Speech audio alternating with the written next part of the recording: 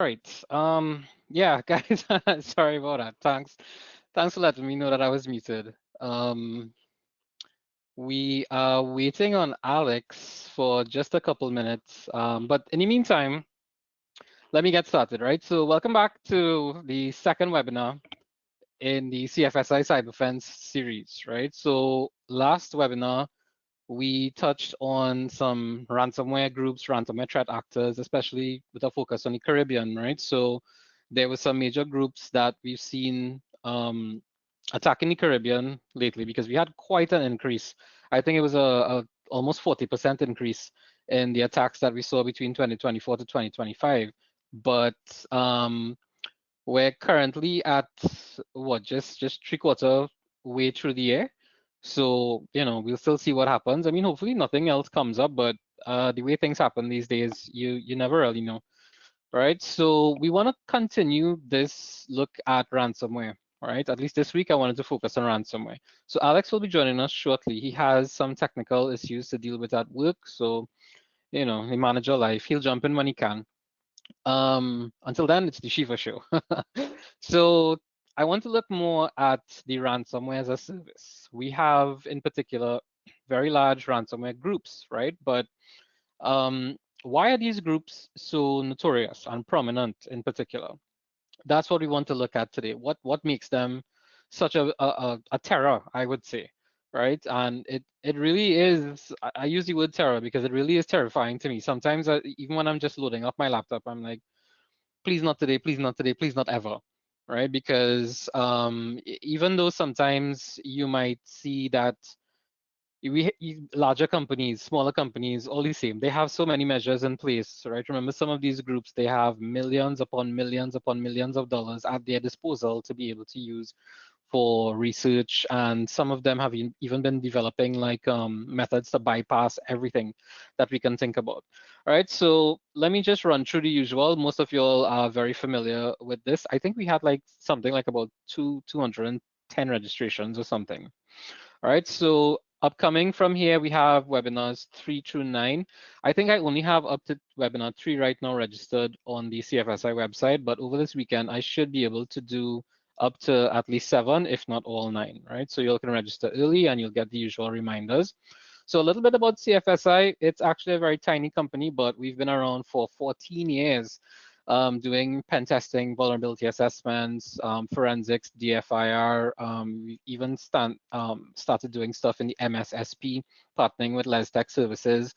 With my good friend Leslie, we offer everything. So we used to do just pen testing and forensics and digital services, but now we offer everything in the IT aspect with patching and monitoring and all of these things too. So whatever services are needed, yeah, we usually got into that. All right. I'm always on the dark web. So this is why these webinars are possible, because I probably know way too much about some of these things, right? And of course, we are very well known for the cybersecurity training. We're partners with the EC Council, and CFSI is the only place in the entire Caribbean where you can do, well, we're the only authorized training center and authorized testing center in the Caribbean for the EC Council. So the certified ethical hacker, computer hacking forensics investigator, certified CISO as well. Pretty much anything EC Council. We're the only one certified to teach it. The CFSI is the only training center and the only testing center, right? So I've actually been teaching the ethical hacker since maybe 2007. So it's almost going on, sorry, 2008. So in a few years, it'll be 20 years that I've been doing this stuff, teaching it and doing it as well.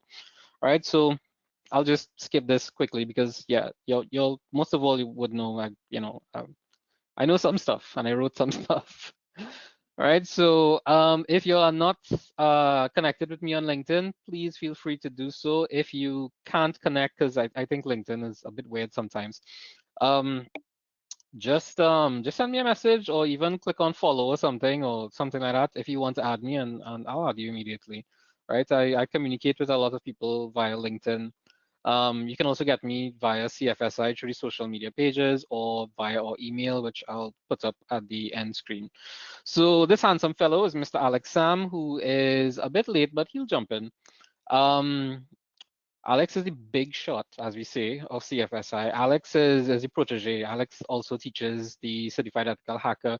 He is the region's top penetration tester. I would say one of the best in the Caribbean. I'm proud to say that I taught him, right? But you know, that saying where the student surpasses the teacher, definitely, because Alex is a master in his own right now. He's also um, senior at BDO across in Curacao and St. Martin. So he's all over the Caribbean, right? The Dutch Caribbean in particular. So I hope to have him on quite soon.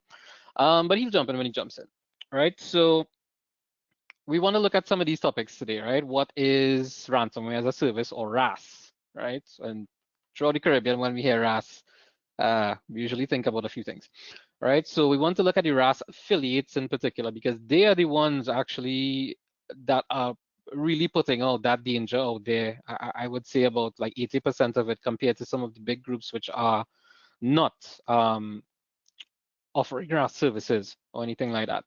Most of these affiliates, they usually come into contact with the larger groups through some sort of underground economy, right? So we want to look a little bit at, just touch on it um, with some of the dark web forums and so on, because we have a webinar coming up later on with dark web cybercrimes and stuff like that. So I'll come back to that during those, right? So it's really that they rent malware from these larger groups.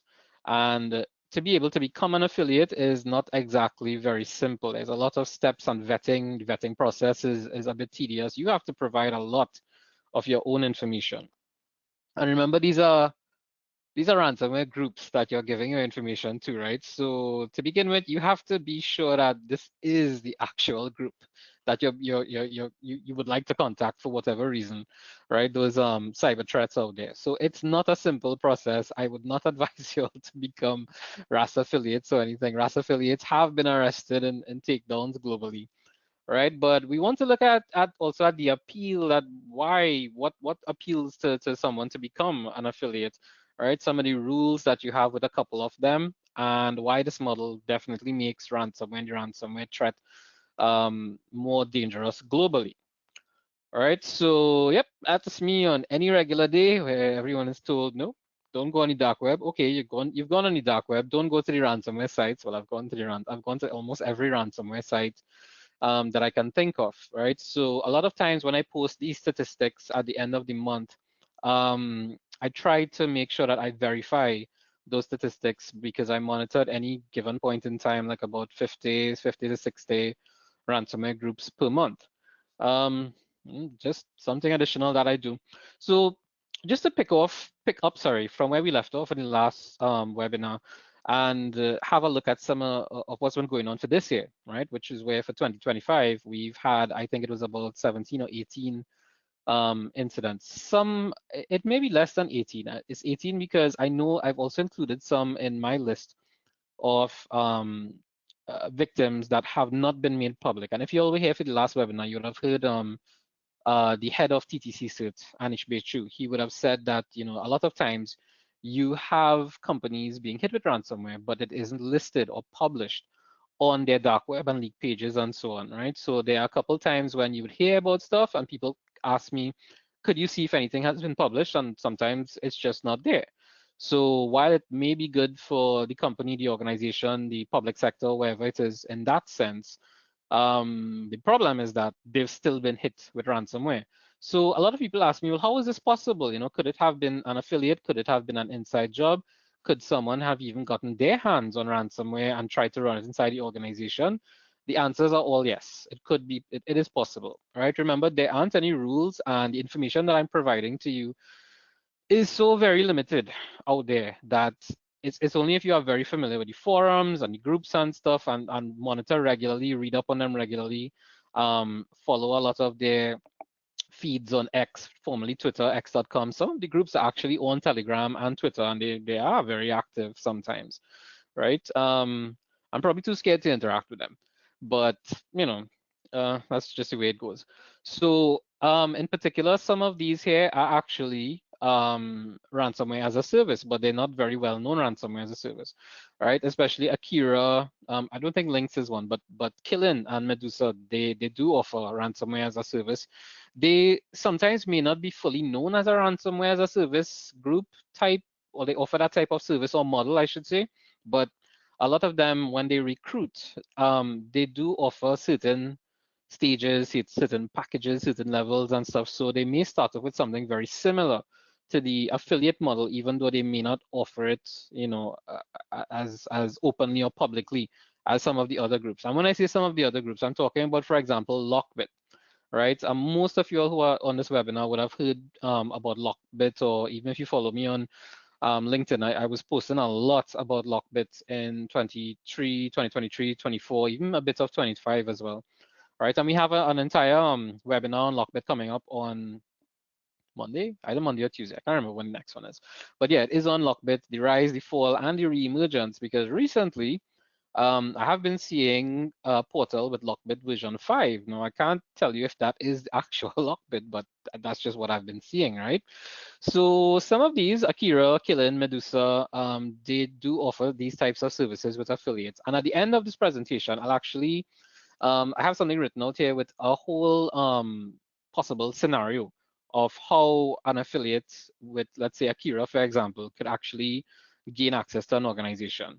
All right, so just to top off for some of you who might not be too very familiar, right? Ransomware, to me, just to me, it is probably one of the scariest topics of today within the digital world. I apologize for any grammatical spelling errors there. I've had a really hectic week. Right, so the thing about ransomware is that once it's downloaded and the payload is downloaded to the system, the encryption might not be happening right away. So the malware that's downloaded, once run, it starts to encrypt certain types of files, right? But it doesn't happen right away. Sometimes the threat actors, they get into your system and they try to discover what's in the system. They try to map out the entire system, the network, the organization, even your organizational structure, to know who to report to and what branches you have, what clients you have, your financials. So they will want to know pretty much everything, every single thing about the organization before they actually hit you. So sometimes what they do, they may spend days, they may spend weeks, they may spend months. I don't know, right? It depends on the organization. But what they do is that they will do their own recon after they get into your organization through whatever method of infiltration, which we'll get into a bit as well. And then they will have to see what's useful, what's valuable, especially if it's made public to others and your competitors, and even regulatory bodies like the SEC or GDPR or local agencies, because sometimes you have a lot of fines for data being breached. Then they will probably want to exfiltrate data, because it depends on the different levels of extortion. So some exfiltrate data, some encrypt data, some will say, well, we selling access to your data, your systems. So you have different or multiple levels of extortion there.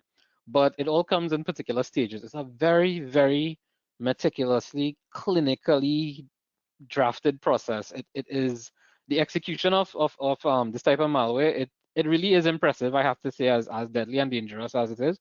It is really impressive the way that this is deployed and executed. It's almost military type, I have to say.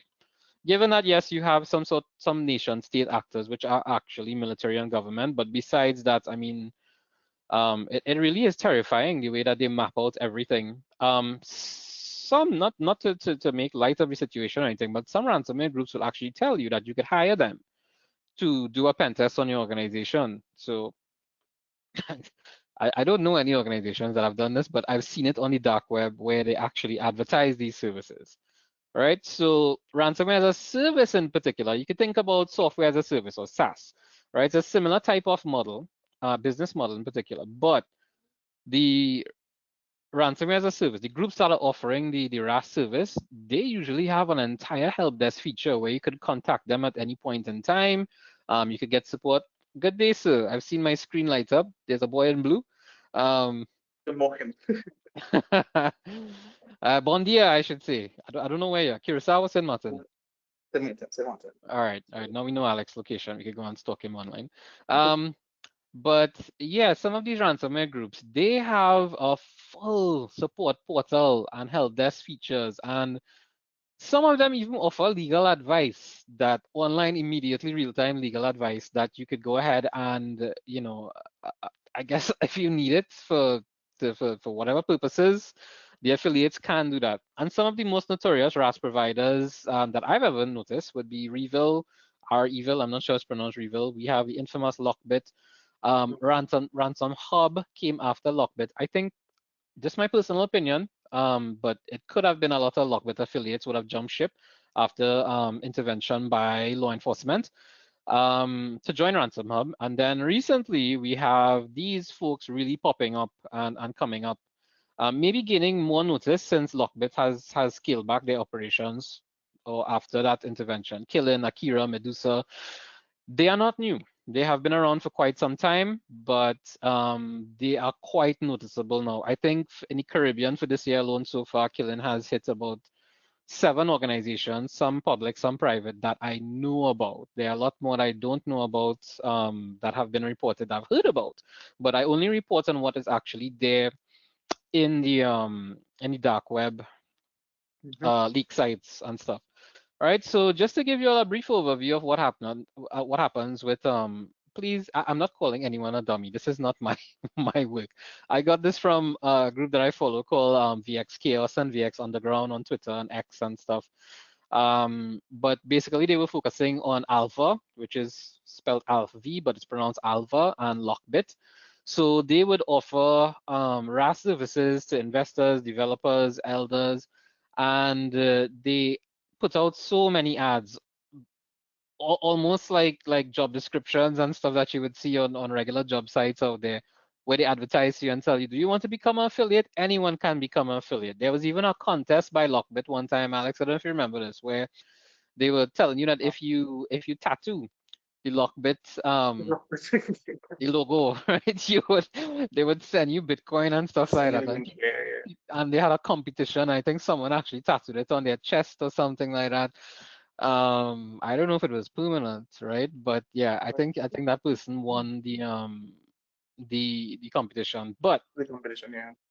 being an affiliate is not easy to actually become an affiliate, but being an affiliate the work is a lot easier than having or running your own ransomware group, and we'll see why in a few minutes. But what affiliates usually do is that they buy access, right? They go to brokers, or as you'll see there, innies or insiders selling access to corporate data. So if someone has data and they're in a technical position or higher up business level position, they can actually go to some of these companies and tell them, I have access to so and so, I can provide you with access to so and so. What do I get? What's my share?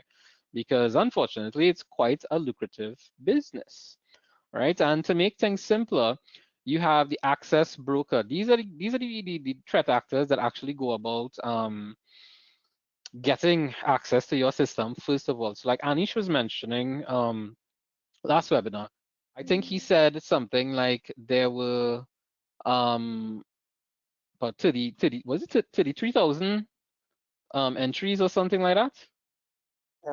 Was it that much? Was it I think 30,000? I think it was something I don't remember. It was more than 20,000. Yeah. But there were a lot of entries for data actually being sold on the dark web. So these access brokers will actually hack your company, get things like remote desktop protocol access, run exploits, VPN access. They will compromise credentials. They will have botnets running. So what the affiliate will do is usually contact the access broker to get this access. And sometimes they pay 100 US, sometimes 1,000, 10,000, 20. It depends on, I guess, the organization and what they want to buy.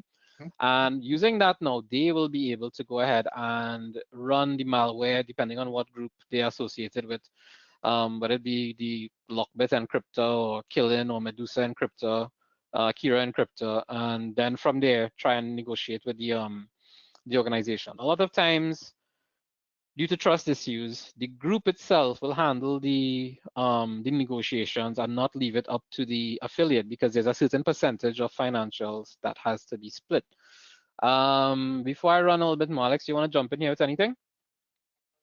The other thing I was going to add was the fact that the affiliate model is sort of like for bad, I think that this bad, it's a good model, even to learn from it, like understand like how these people do their operations, when you would understand like the depth and skill that these teams put together to actually Hmm. execute some of these things, because you have someone dedicated just to gain access. You have someone dedicated that just goes around the network and just all this information and maintains access. And then there's someone who goes out and markets this to other people to buy. And then they set up all these additional channels of communication, these additional ways to gain access and maintain access. It's honestly a good business case to study, to It's be very impressive. honest. It really is Yeah. impressive. And the ransomware groups actually understand the business model better than the actual So business themselves and the business analyst. yeah. And the thing about it with the affiliates is that pretty much some of them could be red teamers and pen testers, for example. We're purple teamers because red teamers would be for um, hackers and pen testers, ethical hackers and stuff. Blue teamers would be the forensics incident response type. But because Alex and I do both with CFSI and Tier 10 Technologies, that's Alex's company for any of you all that don't know. Um, a combination of red and blue, you get purple. So it doesn't even have to be a purple teamer these days. It could be anyone that has the ability to offer something. There are instances in Trinidad, which I was told about by someone very reliable quite recently, that a member of a very prominent ransomware group actually called one of their tech people and said, would you be willing to give us access to so and so, and you'll get paid XYZ. So it reached a point where they've even started, I guess, making cold calls, but reaching out to people like that. So it's kind of scary though that they know exactly who to call. So you have to wonder sometimes, well, has the organization actually been breached by an access broker or a ransomware group? We're not sure. Right. So the thing about the affiliates too is that they keep them very separate from each other, so that if one is compromised, it should not affect the entire operations on the other affiliates. So according to VX Underground, and they are usually in contact continuously with a lot of these other ransomware groups because they've been around for more than 20 something years, long before Twitter and Facebook and whatever. I was downloading malware for analysis from them since like the early 2000s or something like that, right? Because the first ransomware, if y'all are not aware of, it was in the 90s. It was called AIDS, and it was available on diskettes, right? And I think the extortion was that it would lock up and encrypt, and you have to send payment. I think it was like 100 US or something, but 100 US back in the 90s would have been a lot of money, right? But this is the thing. No one knows who is an affiliate, or they're not supposed to know who's an affiliate. So if Alex and I were affiliates, we could be in the same group or organization and wouldn't even know that we could be working together and stuff like that. So, and affiliates could work sometimes with multiple groups as well. So this is the issue here where you have such a big, strong ransomware group like what used to be like Lockbit, and the affiliates there could now move across to sometimes any and other group, and they might be making suggestions because they might say, okay, well, we want a bigger cut of the percentage for the ransom, but this is what I suggest. I'm a developer, I can do XYZ. So there's so little knowledge about the workings of what happens in some of the big groups until law enforcement brings them down. Like you had a massive group called Conti, Royal, you have Lockbit. A lot of them sometimes just disappear too. Like even with Alpha just kind of just went off the face of the planet. But I think that's because they had issues where they extorted millions upon millions from companies and they did not pay affiliates. So at least that's what I read. I can't confirm anything like that. The money and So run basically. yeah, you take your money and you run. So a lot of these groups on their dark website, they don't have much information about how to join them. You have to be parts of specific sites and forums, underground forums, which is what we call the underground economy, right? And you have to be vetted on that underground economy because they're not just gonna, put up advertisement and say, hey, come join us, because, well, you don't know who you're inviting, and most of the time it could be law enforcement. It could be law enforcement that actually set up the group. You never know, right? Yeah. So this is why I'm saying there's so much that we don't know about RaaS and these RaaS groups and stuff. So this was a group that I haven't seen around later on in 2025 called FunkSec. And the price is $100 for unlimited access with 30% allocated for providing a decryptor, our locker features advanced anti-detection techniques, including Orion methods. You have to probably read up on this a little bit. It's way too long to get into. All right, but this is just one. Then we have Bash, which was also a rebranding of I think it was Killsec or a couple of them. There are so many groups, I lose count. But Bash puts out one as well. Right, starting from the 1st of January, they had an affiliate program out there. You had to pay 0.25 Bitcoin. You have any idea how much Bitcoin is now? Like 100,000? Like close to 120 right now. Yeah, so that's like if they still have this running, that's 25,000 US. And at any point in time, Bash could just 105,000. take could take your Bitcoin and run. So they might not necessarily take Bitcoin because you can sometimes track the wallets for Bitcoin. So sometimes they might use Monero. Monero is pretty popular across the ecosystem that you have there. There are many of us. There's enough space for all professionals, religion, language, country, age. It's so very inclusive. It does not matter. We are always open to cooperation. All are welcome if you have. But this is one thing that you'll notice about all groups. They will ask you for the same thing. You need to have access to companies' internal infrastructure. You need to have stolen data. You need to have the ability to encrypt data. Sometimes they might ask you to prove that you can do these things and ask for other um I don't know, victim information and stuff that you've been working on, as you'll see. This is Basha again. They have a long, just like I think Lockbit as well. They have this long list of the rules. Right. So we provide the platform for negotiating. That's what most of these companies do. They provide you with the platform. Um, the affiliate would go out and try to get into the system, whether it be through access broker or through someone internally who's working there, encrypt everything, and then they leave a message with, if you want to negotiate and you want to get your data back, please contact us. And they have a link to, sometimes it's to our website, sometimes to a chat like Talks or something like that. All right, so we don't provide access, we don't sell data, we don't negotiate, we don't sell encryption software, we don't. What we do, um, most of them is this, but this is what is attractive to most people. You take 80% for yourself, we receive 20% of the ransom. So depending on the group, that's not standard or anything, depending on the group, but sometimes it's very lucrative. So Lockbit, I think, also gave like 20 to 30, took just 20 to 30 for themselves. And at any point in time, a Lockbit ransom could have been, I think it was like from 200, 250 up to a couple million US, right? So when you think about Nothing less 80% than of that, 150,000. yeah, nothing less than that. And the problem that you have with Lockbit is that every day I was seeing like about 20 sites listed, and I think Lockbit was up to something like about 4,000 victims. And these are just victims that were listed. These are not even the ones that were not listed, right? So it was getting a little bit ridiculous. And this is some of the things that they ask for. This is still Bash, right? But it would ask for your various profiles on various hacker forums. The older your account, the better, obviously. It's almost like as if you were to buy something off Facebook Marketplace, which apparently is becoming an underground economy by itself right now, because so many people have been seeing being ripped off, especially for PlayStation devices. You might want to think twice about selling your PlayStation on Facebook. But yeah, they ask you to provide information. The older your account, the better it is. They even want you to show your crypto balance. It's an interview, actually. All these things you have to provide. And across the board, it is a lot similar depending on which group you go to. The infamous Lockbit, this was when they were at 3.0.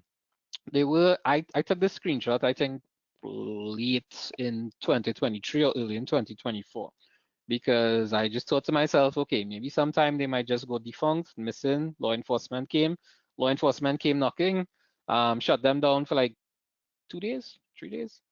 Then they were back up, then they went down, then they were back up, then they went down. But I think what happened with Lockbit is that because they were so big with the affiliates, it would have scared the affiliates.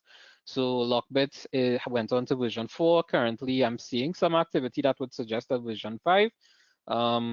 Across the weekend, I'll do some more digging, and for the next webinar with Lockbit, the rise, fall, reemergence, we'll get into that. So they said that they were located in the Netherlands, according to law enforcement and what law enforcement put out. That was not the case, right? But I'll get into this a lot. But Lockbit, I didn't put too much here on Lockbit because it was a very long list of rules, which I think I'll go through in detail for the next webinar, but Lockbit was pretty much one of the first ones that we had. So this is still off Lockbit, and they offered 20%, right? If you think that's too much because of this, you're working with another affiliate program or using your personal software, then you shouldn't deny yourself the pleasure of working with us. Just increase the amount of ransom by 20% and be happy, right? You receive from companies, sorry, to your personal wallets, any convenient currency, whether it's Monero, whether it's Bitcoin, whatever. So basically you run the show, but I think at some point they would handle negotiations. Why they were so big too is because they had a very strong affiliate program. A lot of the affiliates were recommending others, and people were seeing the damage that Lockbit was doing across the globe. And that's how they ended up with probably hundreds, I was told, I read, hundreds of affiliates across there. Right. However, for ransom amounts over 500,000, 500,000, you give the attack company 2 wallets for payment. One is yours, to which the company will transfer 80%, and the second is ours. Thus, we will be protected from a scam on your part. So obviously, things would have happened that caused them to do this stuff where affiliates would have taken all and run with it. So think about it, $1 million, and they get 200,000, and the affiliate gets 800,000. That is ridiculous. And like I said, there were up to at least 4,000 known attacks. The rest are unknown. I have no clue, but it could be up to 10,000. Who knows? Alex, you have any experience with lockbits and companies and recovery and stuff? Thankfully, no. I don't have to deal with anybody with Lockbit, but I've had to deal with people who got hit with the others like Knight and Play and Revo. I've had to Oh deal yeah, with Revel. those. And those were And always entertaining. And when you saw their process of getting in and how they got in and how things were maintained after and how it was sold after, it was like it was really an eye opener in terms of understanding the business model that these guys operate under. that's exactly it, the business model. It's I mean, if you'll read up, or just put ransomware group business model and just start going down that rabbit hole there. It is amazing. I hold in my head for a reason too, because it's mind blowing a little bit. So after Lockbit was taken down and came back up and was taken down and came back up, if you go to most of Lockbit sites, please don't. But when I go to most of Lockbit sites on the dark web, you do still see that taken down by law enforcement agency sticker. But the thing is, there's nothing stopping them, nothing at all, from starting a new onion site on the dark web. So just how we would have web addresses and stuff, we usually call these the onion sites.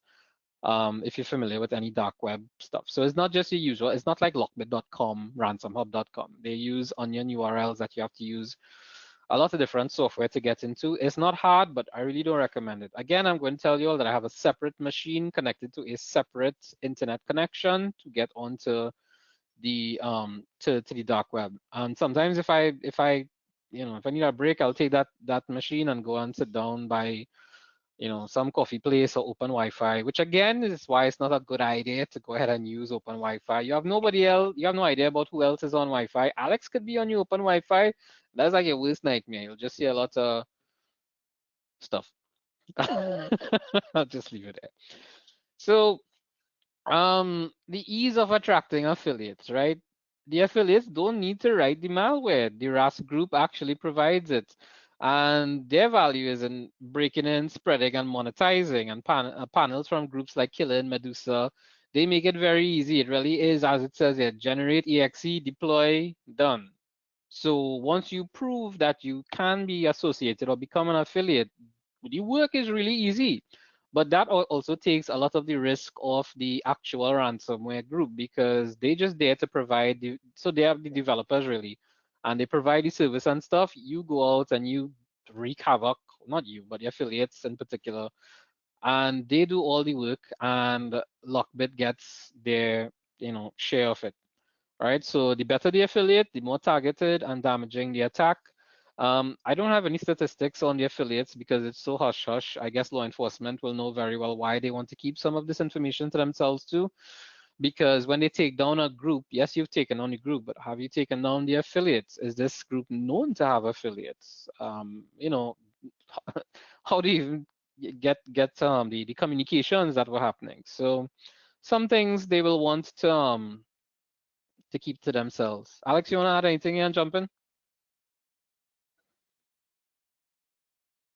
I don't know if, I mean, I might show my age here a little bit, but in the day of the Sub7 malware, that's how it used to be. You just download Sub7, the few buttons, Sub and 7, yes, we. boom, you just deploy. So they took a lot of, I think, a lot of inspiration from those old school style of stuff, including Mhm. even when Anonymous had just come about, they had released a DDoS tool called Low Orbit Iron Cannon. And Wow, back man, in the going off day school. to do back in the day to do DOS attacks, they had to run special programs and configure things a particular way. When they deployed the low orbit iron cannon, it was literally just plug in an IP address, plug in a port, click send. Well, when the application was called I'm charging my lasers, you would hit that button and you're good to go. So it's literally just a repeat of those old ways that we used to have. And Sub 7 was like late 90s, early 2000s, maybe. Hmm. And Anonymous was what, 10 years after that, 12 years after that? And now we're at 10 years after that point. For So, real, when you look at that timeline and look at how things advance between the sub 7 days in the 90s and when you would have heard about Anonymous and lulsec and those guys, that was like maybe 20 between what 2009 to 2012 in particular. That was mhm, the glory days for them. And then now 12 years later, after that, you're hearing about all these big groups and what happening. And you yeah, have a lot of threat actors making a comeback too, because a lot of them even joining forces, like Shiny yeah, Hunters group and stuff there too. And I remember that, maybe I shouldn't say that, but I remember the low orbit ion cannon tool, and Slow Loris and all of these Dolores. things where you could have anybody in the world masking IPs and trying to run these things and taking down websites.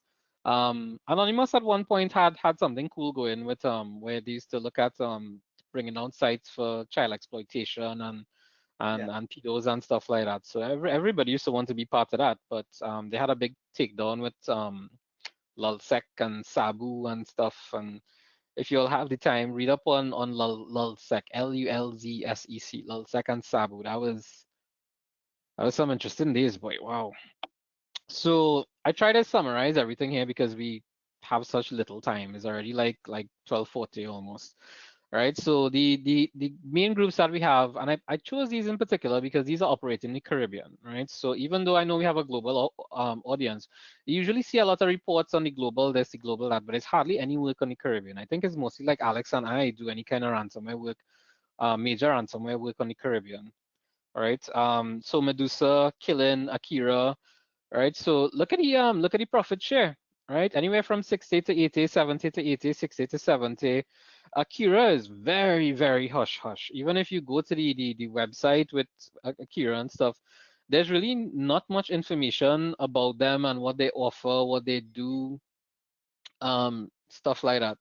So that's another thing that gets the, I guess, the longevity of a lot of these groups where they are so hush hush about every single thing that it's very hard to understand the workings to take them down, because some of these groups that we have here operating like maybe 2 going to 3, even going into 4 years old, right? And there's been zero disruption. Now that's not to say that law enforcement might not actually be trying or anything like that, but um i I can't say what's happening. All right, so affiliate entry points. This is where it gets a bit tricky, right? Because you have so many forums out there. So the first point that I have there, you have some of those forums like Exploit IN, Dread Breach Forums, XSS, and the Russian market. So I've tried to register with some of these. Some of them I can't. I just plain can't. And not because I don't want to, but because they ask for a lot of money to join. Sometimes you have to pay a portion of Bitcoin. You also have to prove that you are who you claim to be. Um, it's it's a lot of information that some of them want. But on the other side, this is why the ransomware groups decide to only sometimes choose affiliates from these sites, because to even begin joining these sites, you sometimes have to prove that you have a certain skill set, that you have sold information, that you've stolen information. So these are underground criminal markets, I would say.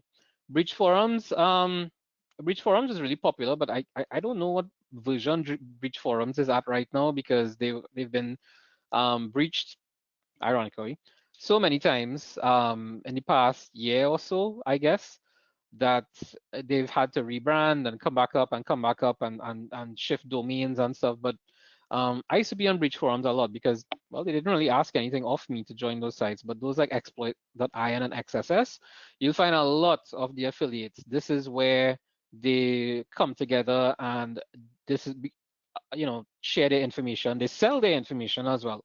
So sometimes the groups, the major groups like Akira, Killen, Lockbit, whoever, they will notice some of these persons out there, these threat actors, these hackers sometimes, selling information or asking about information or buying information, whatever it is. And they might reach out to them, or they might just have a posting and saying that we're looking for XYZ. The group may not come out directly, but they may just say something as very simple as a regular job post and say, we are looking for developers. Are you an expert pen tester? Do you have, experience in bypassing this or building that, or with forensics and detection, intrusion, pen testing, whatever it may be? Alex is actually a perfect fit for an affiliate because he is a pen tester, and he's also very familiar with forensics and penetration testing. So both of us might be, considered candidates for it, but um, you never know, right? If it could be law enforcement advertising these things as well. And the way that they do it is the affiliates, sorry, the way that they would try to get into is that they would now send sometimes an application, explain all this to us, to our dark website. A lot of it is on Telegram, on Jabber, and even Proton Mail. I have a Proton Mail address too, because Proton Mail is one of, supposedly, the most secure email types systems, I guess, in the world. Right, so anyone can actually get access to your Proton Mail account if you want to. A lot of people have actually sent me information about attacks and ransomware attacks and stuff that's happening inside organizations via Proton, because they don't want to expose who they are. I still don't ever put out company information out there, but sometimes people might want help, but they can't reach out directly. They don't want the company's information out there. And when I say help, they might want a bit of advice or something, and they reach out to me via Proton Mail. All right, so once that happens and the affiliates apply, they're asked to demonstrate value by sharing access to brokers, creds, phishing kits that they may have developed, evidence of prior sales. So basically things that you've done. Why should we hire you? It's an interview again, right? And the vetting could take up to a week. But when finally given access to the encryptors that are developed by the ransomware groups, the Akira encryptor, the Medusa encryptor, the Lockbit encryptor, Killen encryptor, this is pretty much how they do it, right? If you all want to take a picture of this, this is a really nice summary. This was generated by a combination of ChatGPT and Grok, because I put in a lot of information and asked both of them, to just generate something very, very simple that I could use for a slide, right? So this is not mine, but the information that I've put in, yeah, this was the output from it, right? So you have those 7 stages there, which is initial access, foothold, recon and exfil, payload, deployment, negotiation, and lastly, payment. This is exactly what I mentioned to you all, where they get into the organization via the initial access, where they have VPN creds. And a lot of them do so. Alex, I don't know if you want to just jump in and tell them a bit about the info stealers, because it makes life much easier if you could work with an info stealer or get access via info stealer. So yeah, you go ahead and just explain a little bit about this. Yeah, it's much simpler because you don't actually have to worry about looking for ways in. What they would do is provide you with stuff that they have already created from custom. And how will they get that information? They would be the ones doing the exploitation. They might even plan something to capture information.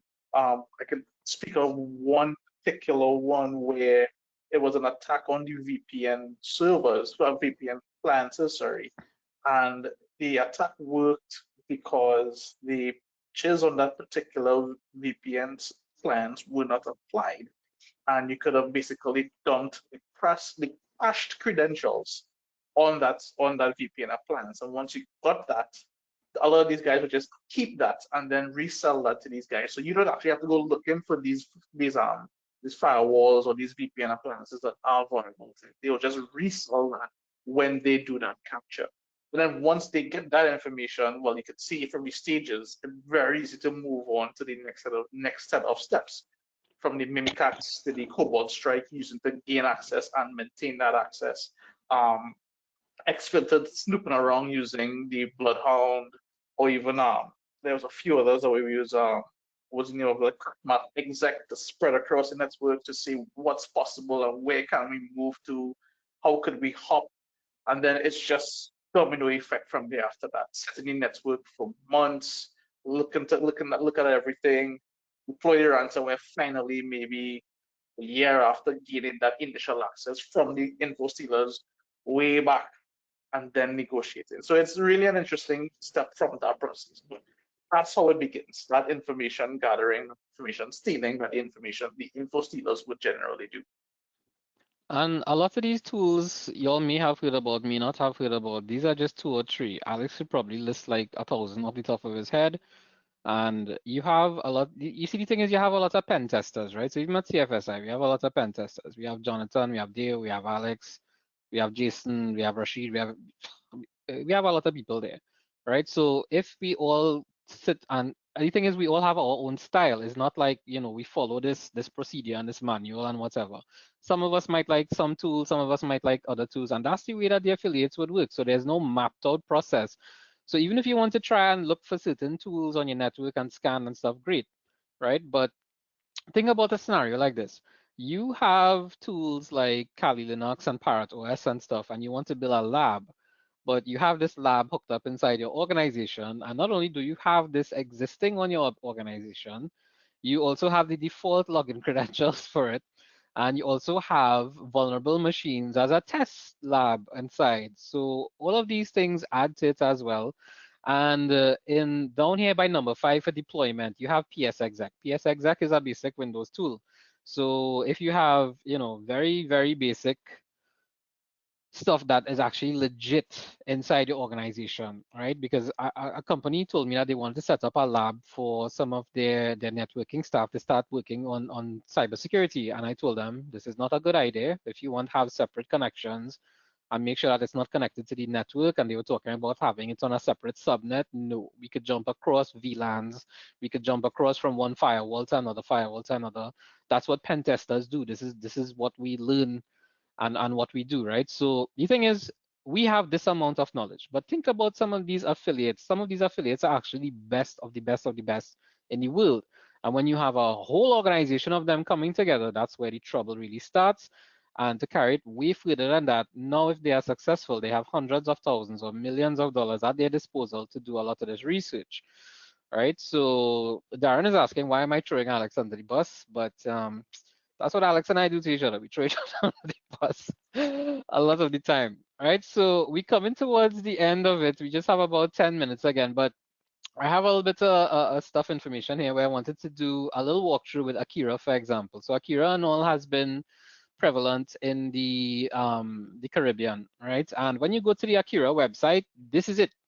This is all you see, right? This is the screenshot that I took of the Akira website from their link on the dark web. So very simple. Well, here you are. It means that you're suffering from cyber incident right now. Think of our actions as unscheduled forced audits on your network for vulnerabilities. So sometimes it's just a lot easier for you to do your own audit and your own pen testing rather than to have them come and tell you, well, we have done it, we've been successful, here you are, we give you a link to contact us, and this is why you are here. All right, so they have a section, you just go ahead and you type the word leaks, you type news, you type contact, help, clear to clear the screen. The leaks will give you all the list of hack companies, and unfortunately, if they do, they will post links to the documents of whatever they've exfiltrated from your company. Funny story.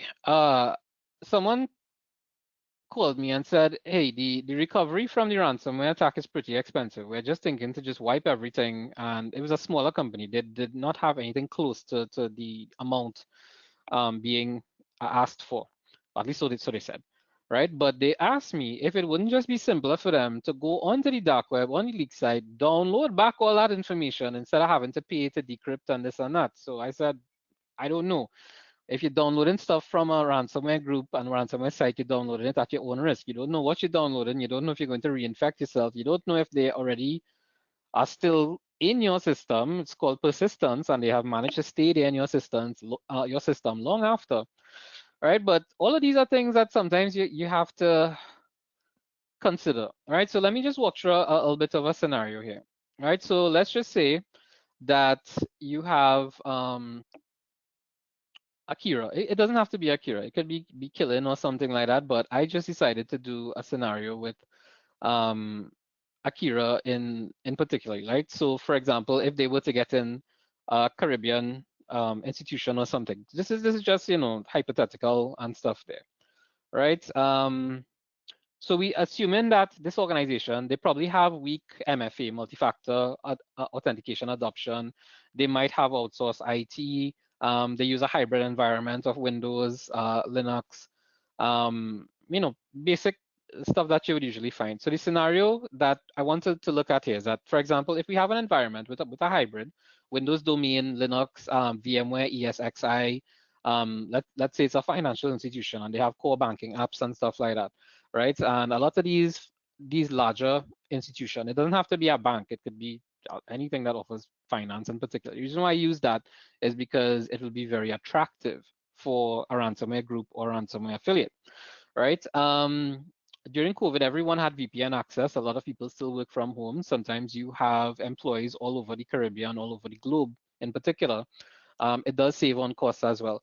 But let's say that they have some legacy file systems or something like that on-prem and they outsource a SOC or something like that. So initial compromise, which is the first step, let me just go back to this phase here, right? Initial compromise, if you have something like compromised VPN credentials, right? The affiliate could purchase a set of VPN credentials for the actual domain from an access broker on the dark web. And this could cost them, let's say, minimum 1,000 US, right? And they contact a broker because the broker would have stolen credentials from, let's say, a phishing campaign or something like that, a fake Microsoft 365 login, something like that as well. The VPN software server, I'm not going to call any particular brand out there, but there have been breaches in multiple providers that offer VPN services.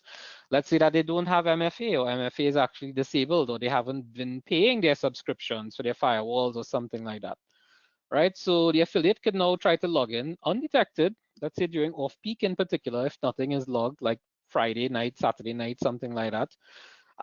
Then they would want to probably establish a foothold. So the affiliate could use very simple commands like PowerShell commands like netview and nltest, dclist, something like that to actually enumerate domain controllers and stuff. They could use, if they have Cobalt Strike, right, as you have in the second one here, the second point, Cobalt Strike. And what they could use with Cobalt Strike, they could actually, they could upload it through a SMB share, right, on any sort of misconfigured file server or something like that. They could perform an LSAS dump using Mimikatz to actually harvest more cache credentials. And then they could find through that, they could sift through and find domain admin credentials stored in plain text or something like that on an IT share, right? So what I've just spoken about there, all of that could be done within 2 hours maximum, right? So it would really just take about 2 hours to go ahead and load these things, sift through the run the LSAS dump using Mimikatz, sift through domain credentials, stuff like that. So the next thing they would want to do is with the recon and exfiltration, the network reconnaissance in particular.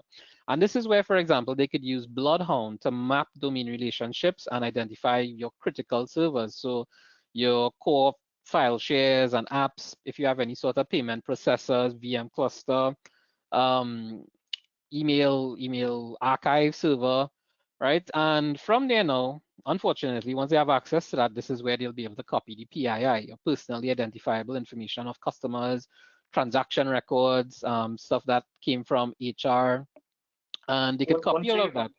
Sorry, go ahead, Alex. one thing the Bloodhound also allows you to do is that it tells you what accounts have relationships to what other systems, systems Mm-hmm. that you may not have seen otherwise.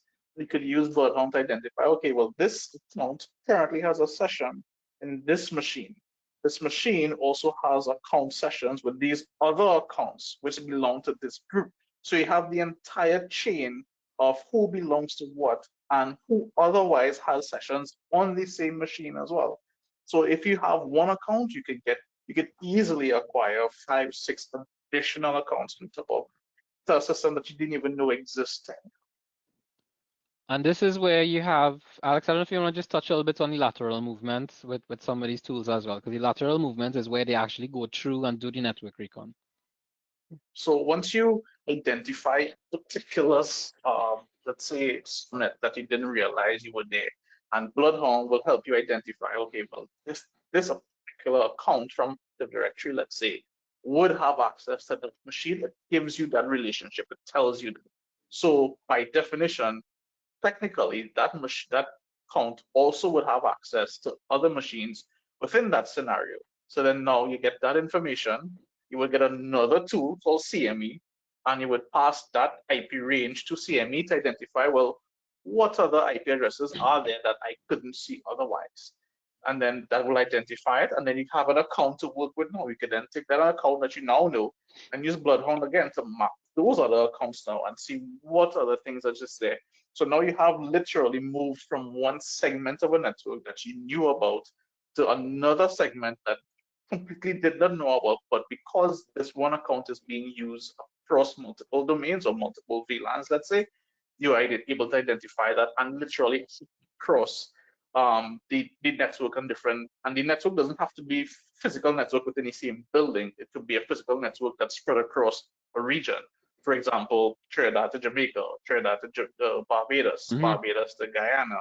However, because remember, it's a logical network that you're seeing, so it doesn't the physical location. Once it could be seen logically, you can easily hop, and then compromise becomes even worse at that point. And that is where we have the lateral movement. So sometimes this is why the segregation is so very important, and even the use of your subnets. Please don't go and put your entire organization on a class A, class B, or something like that, and just have everything all in one. If you are doing it, make sure and isolate the VLANs.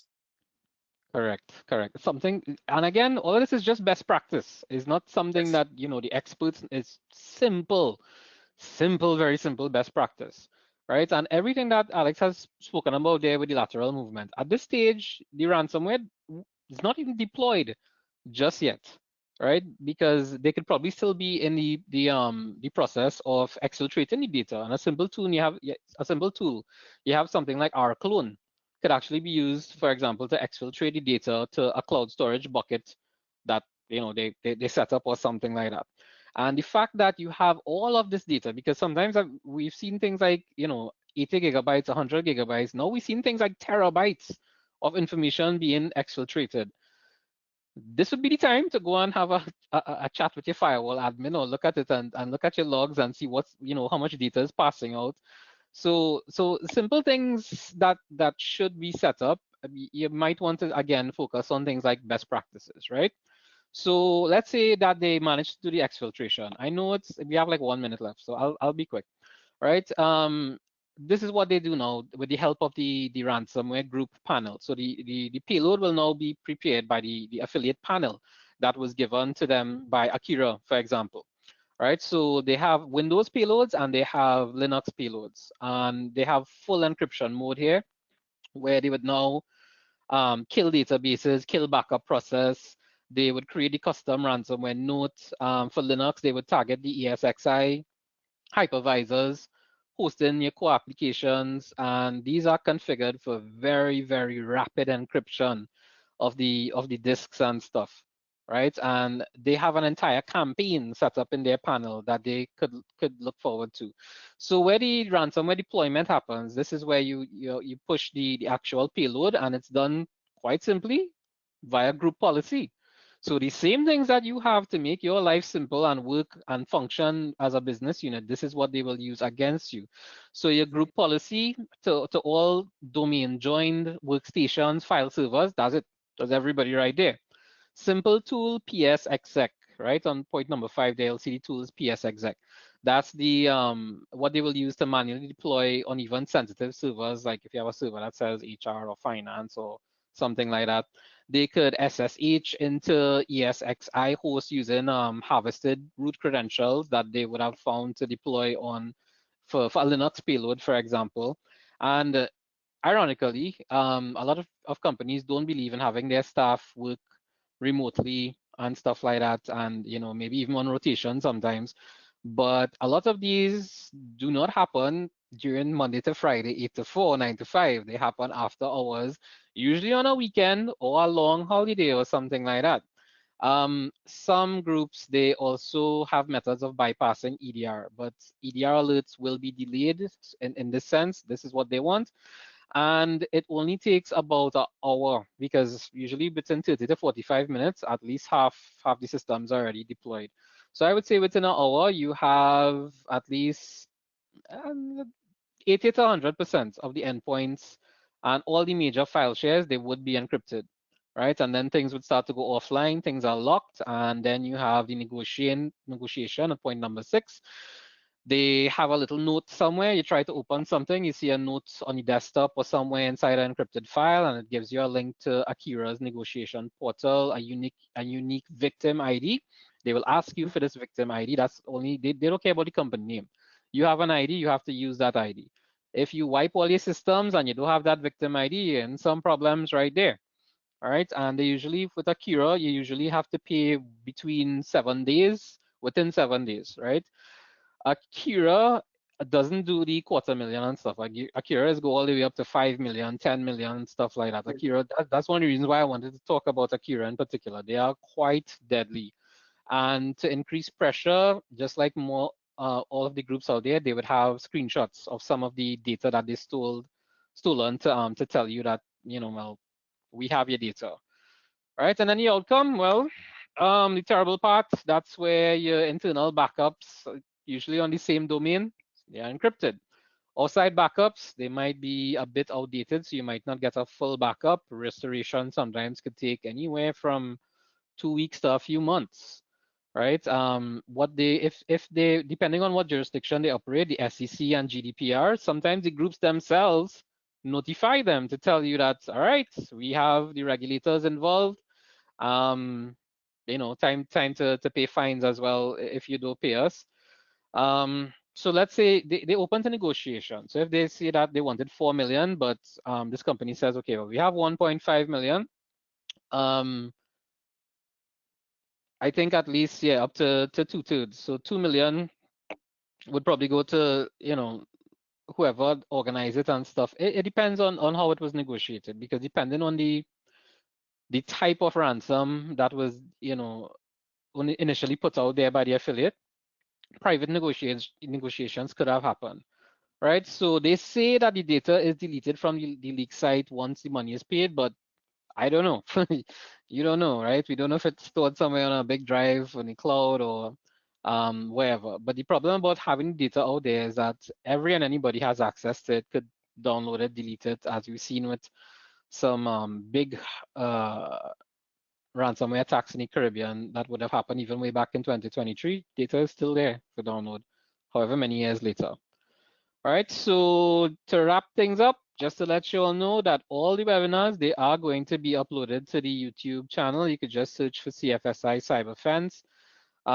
We don't have many subscribers, just like under 200, right? The name for the CFSI CyberFence 4304, that was assigned by YouTube, right? But yeah, just look for CFSI CyberFence, and that's where you can find all the previous webinars. I think we have about 10 previous webinars, and pretty soon, hopefully by next week, I'll be able to upload these 2 webinars there. Next week, we have Lockbit, the rise, fall, and possible re-emergence on the 13th, and then we have the 15th and the 17th.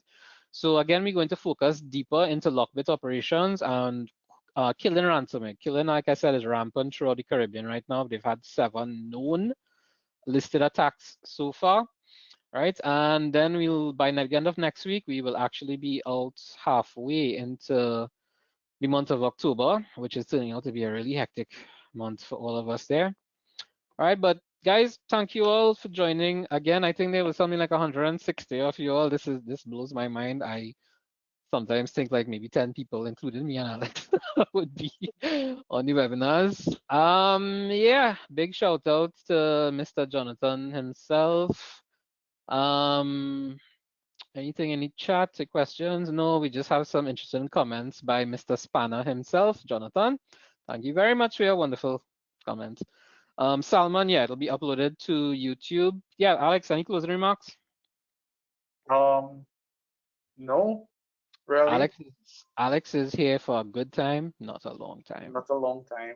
And on that note, we end the CFSI webinar. Guys, thank you so much for joining us. Like I said, it'll be uploaded sometime by next week. By next week, Tuesday or Wednesday, the videos should be up. Your certificates, so many people were bombarding me with emails to ask when they get their certificates. I think by default it was set to 24 hours, but I think I've changed that to 1 or 2 hours. But worst case scenario, you'll get your certificates within 24 hours, right? So guys, thanks for joining us. 24 hours. Yeah, at least within. All right, and we'll see you all next week for the Lockbits webinar. All right, take care, have a good one, and be safe. Cheers, sir. Thanks for joining. Yeah, man.